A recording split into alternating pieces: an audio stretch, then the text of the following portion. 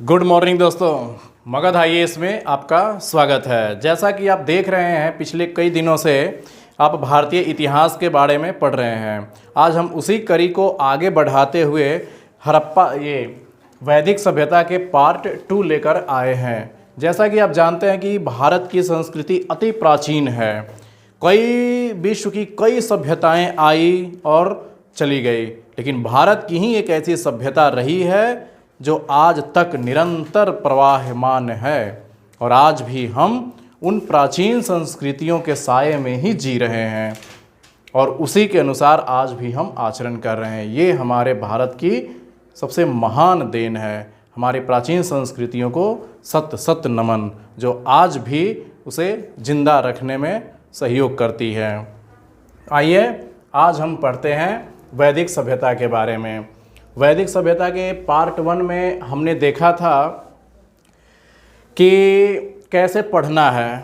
Part 1 में सिर्फ हमने आपको ये बताया है कि वैदिक सभ्यता को पढ़ा कैसे जाता है, पढ़ना कैसे है। तो हमने बताया था कि पढ़ना तो सिर्फ इसमें एक ही चीज़ है कि ऋग्वैदिक काल और उत्तर वैदिक काल में अंतर स्पष्ट करना है। और इसी को अंतर स्पष्ट करने के लिए हमें रेफरेंस के तौर पर क्या पढ़ना पड़ता है? इन चारों वेद के बारे में पढ़ना पड़ता है। फिर कई सारे ब्राह्मण ग्रंथ लिखे गए, कई सारे आरण्यक लिखे गए, उपनिषद लिखे गए, इन सबों को हमें पढ़ना पड़ता है। तो सिर्फ और सिर्फ हमें वही पढ़ना है कि इन दोनों के बीच का सामाजिक अंतर क्या था, आर्थिक अंतर क्या था, राजनैतिक अंतर क्या था, धार्मिक अंतर क्या था। तो ये सब हमने सीखा था केवल पढ़ने के लिए। अभी हमने ज़्यादा उसके बारे में डिटेल से नहीं बताया है। आज के वीडियो में हम वो रेफरेंस बताएंगे जिसके बारे में थोड़ी से जानकारी आपको होनी चाहिए। तो आइए आज हम देखते हैं, उन्हीं कुछ उलझे हुए सवालों को सुलझाते हैं। जैसे आप पिछले वीडियो में आपने देखा होगा कि ब्राह्मण ग्रंथ होता है, आरण्यक है, उपनिषद है, ये सब आखिर है क्या चीज़। तो ये सब के बारे में थोड़ी आपको जानकारी होगी, लेकिन इन सब का एक क्रम है। ये सारे चीज़ों का एक क्रम है। ये सब क्यों लिखे गए हैं, इन सब के पीछे एक कारण है और हम उन्हीं कारण को आज ढूंढेंगे। और फिर इसके बाद हम एक एक कर देखेंगे इन सब में कौन से ऐसी खास बातें हैं जो हमारे एग्ज़ाम में आते हैं। बस हमें यही देखना है। फिर इसका एक अगला तीसरा वीडियो आएगा, पार्ट 3 आएगा, जिसमें हम बताएंगे कि ऋग्वैदिक और उत्तर वैदिक काल के बीच सामाजिक अंतर क्या था, राजनीतिक अंतर क्या था, प्रशासनिक अंतर क्या था, धार्मिक अंतर क्या था, कला संस्कृति का अंतर क्या था। वो हमारा तीसरा वीडियो होगा। तो इस वीडियो में हम इन सारे ग्रंथों के बारे में थोड़ी सी व्याख्या करेंगे। तो आइए, जैसा कि आप जानते हैं कि वैदिक सभ्यता पूरी तरीके से वेदों पर ही निर्भर है। तो ऐसा माना जाता है कि शुरुआत में जब इस पृथ्वी की रचना हुई, उत्पत्ति हुई, तो ब्रह्मा जी की देन है कि ये 4 वेदों की रचना की गई। ब्रह्मा के 4 पुत्र बताए गए और ब्रह्मा जी ने 4 वेदों की रचना की। कौन कौन से वेद की रचना की उन्होंने? ऋग्वेद, यजुर्वेद, सामवेद, अथर्ववेद, ये 4 वेद की उन्होंने रचना की। अब ब्रह्मा जी की लिखी हुई बात को हर कोई समझ नहीं सकता है। अब जब हर कोई समझ नहीं सकता है, तो उसको समझने के लिए शुरुआत में ब्राह्मणों ने या अन्य ऋषि मुनियों ने ये सोचा कि हमको तो ऋग्वेद समझ में नहीं आ रहा है, तो अब हम क्या करें। तब जा करके एक उपवेद बनाया गया, यानी कि इस ऋग्वेद के कई सारे पार्ट कर दिए गए, छोटे छोटे टुकड़े कर दिए गए, और उसी में से एक टुकड़ा बनाया गया, उपवेद बनाया गया। तो इस ऋग्वेद के अंदर ही या आयुर्वेद है। तो उसी को छोटे से टुकड़े को समझने के लिए हमने एक पार्ट को हमारे ऋषि मुनियों ने निकाल दिया, तो उसका नाम दे दिया गया उपवेद, दे दिया गया नाम। तो 4 वेद के 4 उपवेद बनाए गए। क्यों बनाए गए? सिर्फ इस चारों ग्रंथ को समझने के लिए। सिर्फ चूँकि ब्रह्मा जी का लिखा हुआ ग्रंथ है तो हर कोई को समझ में आएगा नहीं, इसीलिए इन चारों ग्रंथों को समझने के लिए 4 उपवेद बनाए गए। कौन कौन से? आयुर्वेद, धनुर्वेद, गंधर्ववेद और शिल्पवेद। अब इन सब के बारे में डिटेल से पढ़ते हैं। आयुर्वेद का मतलब होता है औषधि से शरीर के रोग विकार को दूर करने के लिए उसमें तरह तरह के कई सारे जड़ी बूटियों का विवरण दिया गया है। और ऐसा माना जाता है कि इसके प्रणेता प्रजापति गौतमी को माना जाता है। फिर इसके बाद धनुर्वेद, यजुर्वेद का उपवेद धनुर्वेद है, जिसकी रचयिता विश्वामित्र को माना जाता है। और ऐसा माना जाता है कि धनुर्वेद में धनुष बाण चलाने के लिए ये सब युद्ध कला सिखाई जाती है। इसके बाद में सामवेद का उपवेद गंधर्व वेद है, जिसकी रचयिता नारद मुनि को माना गया है। और इसमें समाज में शादी विवाह के बारे में बताया गया है। और इसी में बताया गया है प्रतिलोम अनुलोम विवाह के बारे में विस्तार रूप से चर्चा की गई है गंधर्व वेद में। और अथर्ववेद का उपवेद शिल्प वेद है। शिल्प वेद मतलब कला संस्कृति से है, कला से है कि कौन कौन से कला आपको आती है, विश्वकर्मा इसके रचयिता माने गए हैं। तो ये 4 उपवेद बनाए गए हैं, 4 वेद के 4 उपवेद।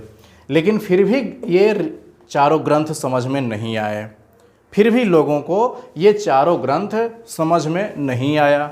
तब जाकर के ब्राह्मणों ने सोचा कि भाई जब हमको ही समझ में नहीं आ रहा है तो हम दूसरे को कैसे समझाएंगे। तब ब्राह्मणों ने फिर ये चाल चला कि कैसे अब हम ऋग्वेद को अब हम कैसे समझें। तो उन्होंने ऋग्वेद को कई टुकड़ों में उन्होंने बांट दिया और ऋग्वेद को समझने के लिए उन्होंने ब्राह्मण ग्रंथ की रचना कर दिया। कहने का मतलब कि ब्राह्मण अपने समझने के लिए अपने ग्रंथ बनाए, उसी को ब्राह्मण ग्रंथ कहा गया। तो ऋग्वेद को समझने के लिए ब्राह्मणों ने ऐतरेय और कौशितकी ये 2 ग्रंथ उन्होंने बनाया। और इसके बाद ब्राह्मणों ने पहले इसको समझा, इसको समझने के बाद फिर ऋग्वेद को उन्होंने समझा। ऐसे हुआ। उसी तरीके से यजुर्वेद को समझने के लिए फिर तैत्तिरीय और शतपथ ये 2 ब्राह्मण ग्रंथ बनाए गए। इसी प्रकार से सामवेद को समझने के लिए पंचविश नाम के ब्राह्मण ग्रंथ बनाए गए। उसी प्रकार से अथर्ववेद को समझने के लिए गोपथ और ये अंतिम ब्राह्मण ग्रंथ था, तो ये गोपथ ब्राह्मण ग्रंथ बनाए गए। इस तरह से इन चारों वेदों को समझने के लिए 4 ब्राह्मण ग्रंथ बनाए गए। अब समस्या ये हो गई कि अब इन ब्राह्मणों के लिखे हुए ग्रंथ को और कोई समझ ही नहीं पा रहा था। तो बड़ी समस्या उत्पन्न हो गई कि अब इन ग्रंथ को समझने के लिए अब क्या किया जाए। तब जाकर के ऋषि मुनि इसका भार अपने ऊपर ले लिया और उन्होंने कहा कि अब हम इसको समझने के लिए अब हम कुछ और चीज़ की रचना करते हैं, ताकि हमें ब्राह्मणों की पहले ये ग्रंथ समझ में आए। और जब ब्राह्मणों की ये ग्रंथ समझ में आ जाएगा तब जाकर के हमें ऋग्वेद समझ में आएगा। तब जाकर के ये ऋषि मुनि जंगल में चले गए और उन्होंने सोचा जंगल में ही जाकर चिंतन मनन हम करेंगे और तब वहाँ पर हम इन ब्राह्मण ग्रंथ को समझने के लिए हम अलग ग्रंथ लिखेंगे। तो ये जंगल में चले गए ऋषि मुनि। जब जंगल में चले गए तो उसी को आरण्यक कहा जाता है, जंगल को ही आरण्यक कहा जाता है। तो ऋषि मुनि गए, जंगल में गए और वहाँ पर उन्होंने इस ऐतरेय ब्राह्मण ग्रंथ को समझने के लिए ऐतरेय ब्राह्मण ग्रंथ की रचना किया उन्होंने, ऐतरेय आरण्यक की रचना किया उन्होंने। कौशितकी ब्राह्मण ग्रंथ को समझने के लिए उन्होंने कौशितकी आरण्यक ग्रंथ की उन्होंने रचना किया। उसी प्रकार से तैत्तिरीय ब्राह्मण ग्रंथ को समझने के लिए तैत्तिरीय आरण्यक की रचना किया गया। शतपथ को समझने के लिए शतपथ की रचना किया गया। अगर ये दोनों को फिर भी समझ में नहीं आ रहा है तो एक और इन दोनों को समझने के लिए बृहदारण्यक ग्रंथ की रचना किया गया। उसी प्रकार से पंचविश ग्रंथ को समझने के लिए जैमिनीय आरण्यक की रचना की गई और छांदोग्य ये आरण्यक की रचना की गई। तो इस प्रकार से समझना सिर्फ ये है कि आरण्यक की रचना क्यों की गई, जंगल में जाकर के ऋषि मुनि क्यों इसकी रचना किया उन्होंने, तो सिर्फ और सिर्फ ब्राह्मण ग्रंथ को समझने के लिए उन्होंने इन वेदों की रचना किया। अब ये वेद जब ऋषि मुनि बना लिए तो फिर भी आम जनता को समझ में नहीं आ रहा है कि आम जनता ये ऋषि मुनि के बनाए हुए ग्रंथ को समझ ही नहीं पा रहा था। तो फिर अब इन ग्रंथों को समझने के लिए फिर उपनिषद की रचना की गई। उपनिषद का मतलब होता है तर्क का ज्ञान। कोई भी चीज़ है दुनिया में, हर वस्तु का कोई न कोई अस्तित्व है, कोई न कोई कारण से ही बनाया गया है। इस धरती पे, सृष्टि पर जितनी भी चीज़ें हमें नज़र आती है उन सब का कोई न कोई महत्व है। फालतू के भगवान कोई चीज़ नहीं बनाए हैं, हर चीज़ का एक कारण है। तो वही चीज़ उपनिषद कहता है कि कोई भी चीज़ है उन सबके पीछे कोई न कोई कारण है, और कारण है तो उसको तर्क से आप सिद्ध करिए कि सही है कि गलत है। आरण्यक हमें ये उपनिषद हमें यही सिखलाता है, तर्क वितर्क करने की क्षमता देता है। तो फिर ये आरण्य को समझने के लिए उपनिषद की रचना की गई। तो इन ग्रंथों को समझने के लिए ये ग्रंथों की रचना की गई, यानी कि ऐत्रेय आरण्य को समझने के लिए ऐत्रेय उपनिषद की रचना की गई। कौशितकी आरण्य को समझने के लिए कौशितकी उपनिषद की रचना की गई। इसके बाद तैत्तिरीय, बृहदारण्यक, शतपथ, इन सबों को समझने के लिए ये उपनिषद को बनाया गया। जैसे आप बहुत बार एग्जाम में देखे होंगे, कठोपनिषद में नचिकेता, यम और नचिकेता संवाद है, तो आगे हम देखेंगे। तो इस तरह से इनको, आरण्य को समझने के लिए उपनिषद की रचना की गई। इसके बाद जैमिनीय, छांदोग्य, इसके लिए छांदोग्य, ये उपनिषद की रचना की गई। फिर इसके बाद अथर्ववेद को और बढ़िया से समझने के लिए प्रश्न उपनिषद, मुंडको उपनिषद के नाम सुने होंगे आप, मांडुक्य उपनिषद के नाम सुने होंगे, ये उपनिषद की रचना की गई। तो आपको सिर्फ ये समझना है कि सिर्फ और सिर्फ वेद को ही समझने के लिए ये सारा ग्रंथ लिखा गया है। अब जिसको पहले ये समझ में आएगा, उसके बाद ये समझ में आएगा, उसके बाद ये समझेगा, और तब जा कर के ऋग्वेद समझ में आएगा। तो ये एक क्रम बना दिया गया है इन सारे ग्रंथों को समझने के लिए, इतने सारे ग्रंथों की रचना की गई। अब हम एक एक ग्रंथ की, एक एक ब्राह्मण ग्रंथ की, उसके हम आरण्य की, उपनिषद की, जो हमारे एग्ज़ाम में आते हैं, अब हम उसको डिटेल से थोड़ा थोड़ा करके देखते हैं कि इन सबों के अंदर अब क्या क्या बातें कही गई है।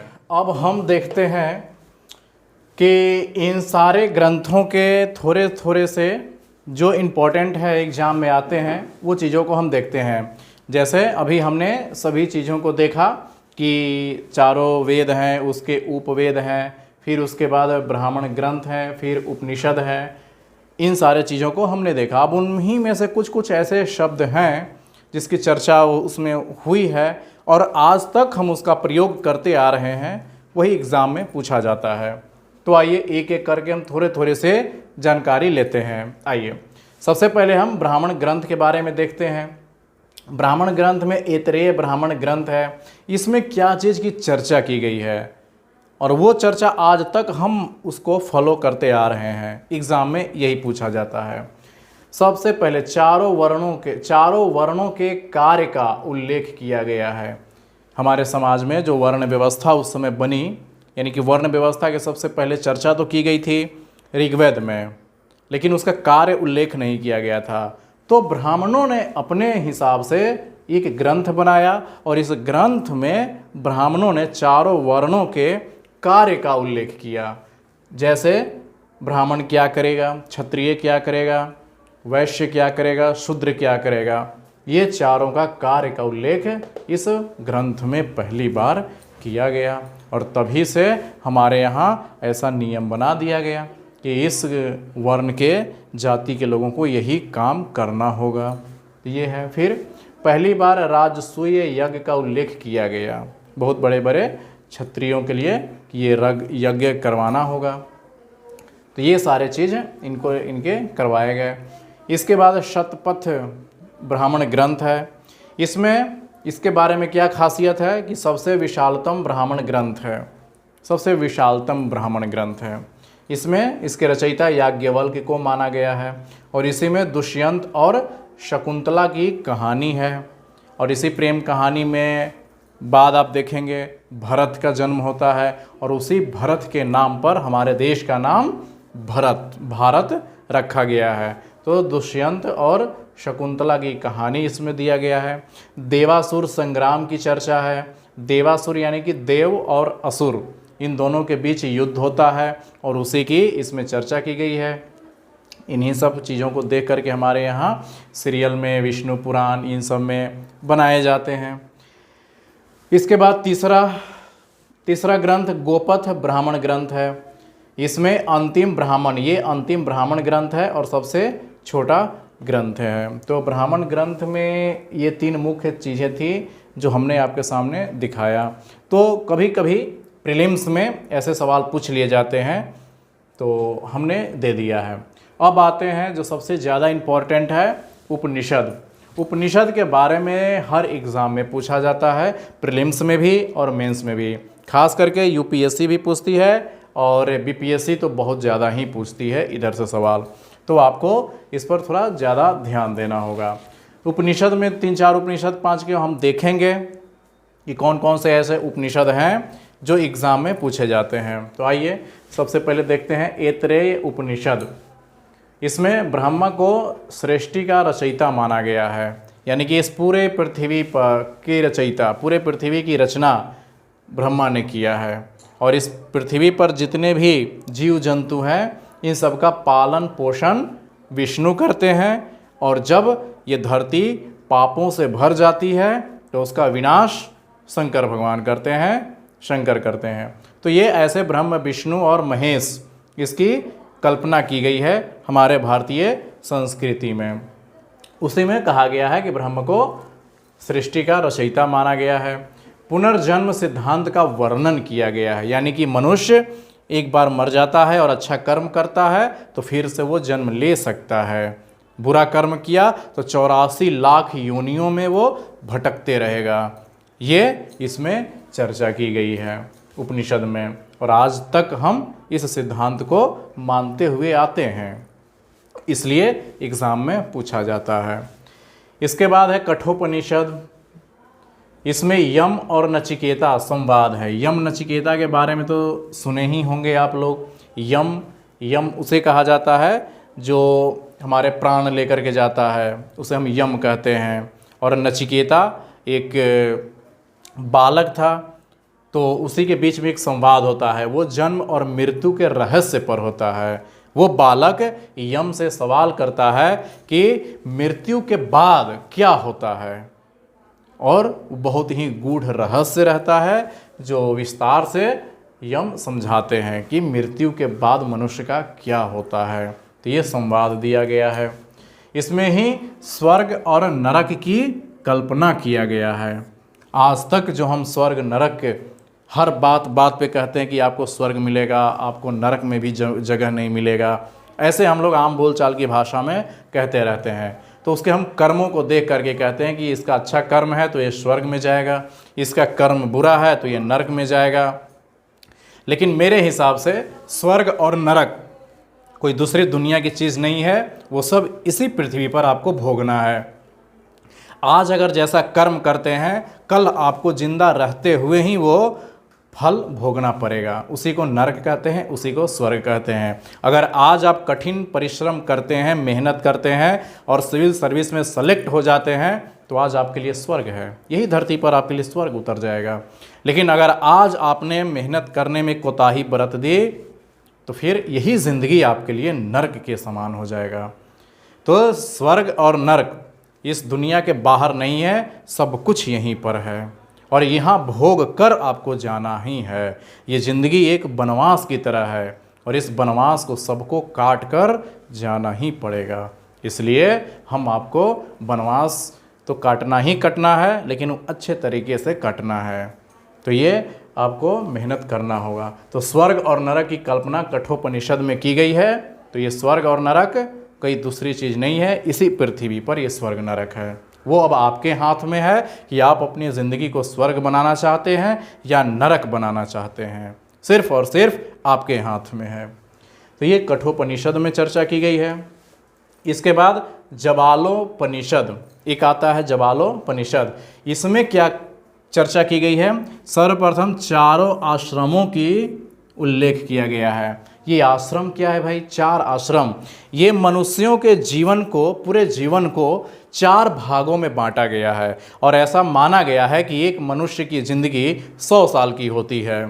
100 साल की मनुष्य की ज़िंदगी माना गया और इन 100 सालों को 4 भागों में डिवाइड कर दिया गया, 4 भागों में बांट दिया गया कि मनुष्य का 100 साल ये है, तो 100 साल वो कैसे वो जिएगा, जीने का तरीका बताया गया। तो हमने ये चार्ट के माध्यम से आपको समझाने का प्रयास किया है कि चारों आश्रम कौन कौन सा है। तो 4 आश्रम होते हैं, ब्रह्मचर्य, गृहस्थ, वानप्रस्थ और सन्यास। ये 4 आश्रम बनाए गए हैं, यानी कि मनुष्य को 100 साल की ज़िंदगी में ये 4 आश्रम पार करके जाना है। कैसे? पहला 25 साल यानी कि जन्म से लेकर 25 साल मनुष्य को ब्रह्मचर्य रहना चाहिए, यानी कि ब्रह्मचर्य का मतलब शिक्षा ग्रहण करनी चाहिए, इसके अलावा और कोई कार्य नहीं होना चाहिए। उसके बाद जब 25 साल पूरा हो जाए किसी व्यक्ति का, 26वां साल में जैसे ही प्रवेश करे, 26 साल से लेकर 50 साल के बीच में आपको गृहस्थ आश्रम बसाना चाहिए, यानी कि आप शादी विवाह करिए, बाल बच्चे को पैदा कीजिए, उसमें रम जाइए और फिर अपने बच्चों को लालन पालन कीजिए, फिर उसको उस योग्य बनाइए कि वो अपने पैरों पे खड़ा हो सके। तो वो 26 से 50 साल का उम्र जो होता है वो गृहस्थ का जीवन होता है। फिर इसके बाद वानप्रस्थ, यानी कि जब आप 50 साल के हो गए, आपके घर भर गया परिवार से, तो अब आप फिर वानप्रस्थ यानी कि जंगल में अब आप निकल जाइए और जंगल में जाइए और फिर उधर घूमिए फिरिए और फिर और साधु सन्यासियों के वेश में रहिए और ज्ञान प्राप्त कीजिए।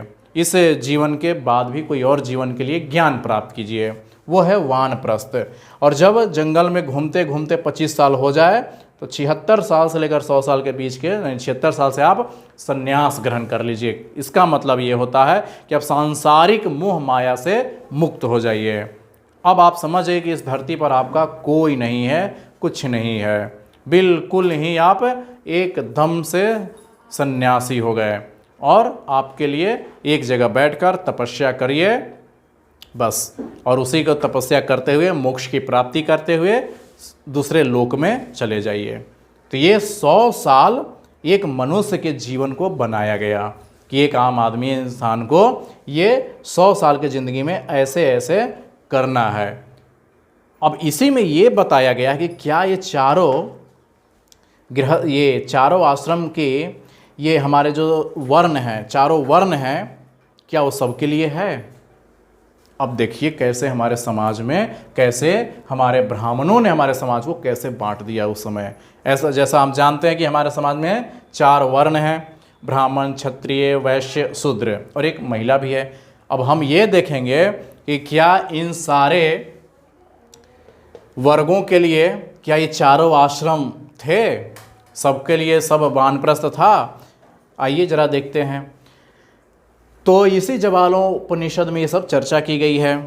ब्राह्मण के लिए क्या ब्रह्मचर्य था? वो ब्रह्मचर्य कर सकता है, यानी कि शिक्षा ग्रहण कर सकता है, तो ब्राह्मण शिक्षा ग्रहण कर सकता है। क्या वो ब्राह्मण गृहस्थ आश्रम बसा सकता है? बसा सकता है। क्या ये ब्राह्मण वानप्रस्थ जा सकता है, जंगल में जा सकता है, चिंतन मनन कर सकता है? कर सकता है। क्या ये ब्राह्मण सन्यासी बन सकता है? बन सकता है। यानी कि ब्राह्मणों के लिए ये चारों द्वार खुले हुए हैं। क्या क्षत्रियों के लिए ये द्वार खुले हुए हैं? आइए देखते हैं। क्षत्रिय भी ब्रह्मचर्य अपना सकते हैं, क्षत्रिय गृहस्थ आश्रम भी बसा सकते हैं, क्षत्रिय वानप्रस्थ भी जा सकते हैं और क्षत्रिय सन्यासी भी बन सकते हैं। यानी कि हमारे समाज में ब्राह्मण और क्षत्रिय के लिए तो कोई रोक टोक नहीं। अब तीसरा वर्ण पे आते हैं, वैश्य वर्ण। क्या इसके लिए ब्रह्मचर्य था? वैश्य के लिए गृहस्थ आश्रम बसा सकता था? बसा सकता था। वैश्य ये वानप्रस्थ कर सकता था, जंगल जा सकता था? बिल्कुल जा सकता था। क्या ये वैश्य सन्यासी बन सकता था? बिल्कुल बन सकता था, कोई रोक टोक नहीं। सारा रोक टोक, सारा प्रतिबंध फिर सिर्फ 2 लोगों के लिए था। एक था शूद्र और दूसरे महिला थी। इसे महिला के तो इतनी दयनीय स्थिति कर दिया गया था और आज तक ये स्थिति इतनी दयनीय है जिस पर एक प्रसिद्ध कवि का ये कथन है कि हाय अबला तेरी यही कहानी, आंचल में है दूध और आँखों में है पानी। ऐसा उनके बारे में, महिलाओं के बारे में कहा गया है कि महिलाओं के पास तो सारा संसार होता है लेकिन फिर भी उसका अपना कुछ नहीं होता है, ऐसा कहा गया है। आइए जरा शूद्रों के बारे में देखते हैं। जो शूद्र, जो निम्न वर्ग के होते थे, क्या उनके लिए ब्रह्मचर्य था, शिक्षा ग्रहण करना था? नहीं, बिल्कुल ही नहीं। वो शिक्षा ग्रहण नहीं कर सकते थे ये शूद्र। क्या ये शूद्र गृहस्थ आश्रम अपना सकते थे? हाँ, सिर्फ और सिर्फ ये शूद्र गृहस्थ आश्रम ही अपना सकता था, इसके अलावा और कोई कार्य नहीं कर सकता था। क्या शूद्र वानप्रस्थ जा सकते थे? जंगल नहीं जा सकते थे।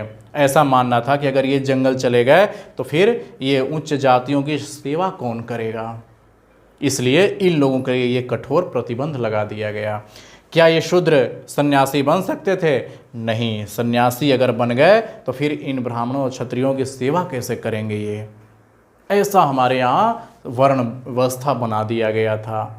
इसके बाद महिलाओं की स्थिति के बारे में देखते हैं। क्या महिलाएं शिक्षा ग्रहण कर सकती थी? कर सकती थी। क्या महिला गृहस्थ आश्रम अपना सकती थी? हाँ, गृहस्थ आश्रम तो अपना सकती थी महिला। क्या महिला वानप्रस्थ जंगल जा सकती थी? नहीं, महिलाओं के लिए जंगल जाना सही नहीं माना गया, यानी कि महिलाएं जंगल में जाकर चिंतन मनन नहीं कर सकती है।